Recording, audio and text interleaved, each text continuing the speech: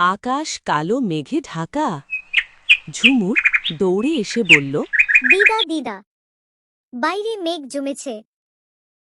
আরে গাপ্পু, বর্ষা এসেছে, বৃষ্টি হবেই তো। তুই জানিস, বৃষ্টির দিনে গরম গরম তালের পিঠা খাওয়ার মজা আলাদা। দিদা, আমি কি পিঠা বানাতে সাহায্য করব? তুই সাহায্য করবি নাকি? তুই তো তালের রস চুপচাপ চেটে খাবি। বাড়ির উঠোনে দিদা তাল কেটে রস বের করছেন। দিদা, এই তাল এত মিষ্টি কেন? শোন, আমার ঠাকুমা বলতো, বর্ষার প্রথম তাল গাছে বৃষ্টি পরীর আশীর্বাদ থাকে। বৃষ্টি পড়ি, সে কি সত্যি আছে?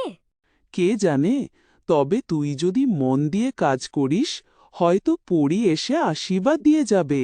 হঠাৎ দূরে আকাশে বিদ্যুৎ চকচক করছে আর মৃদু গর্জন করছে। ঝুমুর উঠোনে একা খেলছে।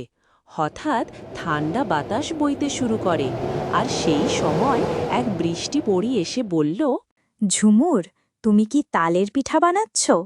তুমি কে? তুমি কি বৃষ্টি পড়ি? হ্যাঁ, আমি জলের দেশে থাকি। শোনো, আজ তোমরা যে পিঠা বানাবে, সেটি যদি মন দিয়ে তৈরি করো, সবার মন ভালো হয়ে যাবে। আর আমি তোমাকে এক গোপন উপকরণ দেব।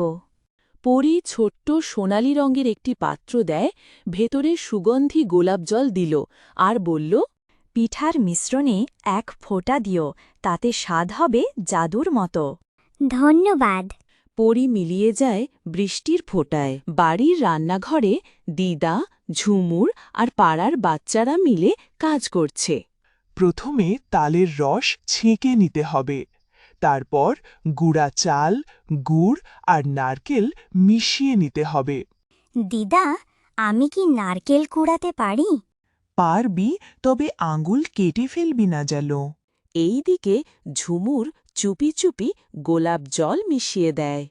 আরে, এই গন্ধটা কেমন সুন্দর লাগছে! আহা দিদা, এটা নাকি বৃষ্টির উপহার। বাইরে হালকা বৃষ্টি শুরু হয়েছে। গ্রামের মানুষ জড়ো হচ্ছে।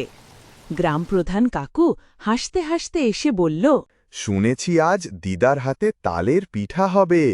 আমি তো 5টা খেয়ে ফেলব। কাকু, আপনি বেশি খাবেন না, আমরা খাবো। সবাই খুব হাসতে লাগল। এইদিকে দিদার হাতে গরম গরম তেলের কড়াইতে পিঠা ভাজার শব্দ, মিষ্টি সুগন্ধে চারদিক ভরে গেল। এ কি স্বাদ! মনে হচ্ছে বৃষ্টির গান শুনছি। সত্যিই আজকের পিঠা অন্যরকম হয়েছে। বৃষ্টি পড়ির আশীর্বাদই তো। হঠাৎ আকাশে রংধনু দেখা যায়। বৃষ্টির ফোঁটায় ঝিকিমিকি আলো। ঝুমুরের কানে মৃদু স্বরে শোনা যায়, ধন্যবাদ ঝুমুর।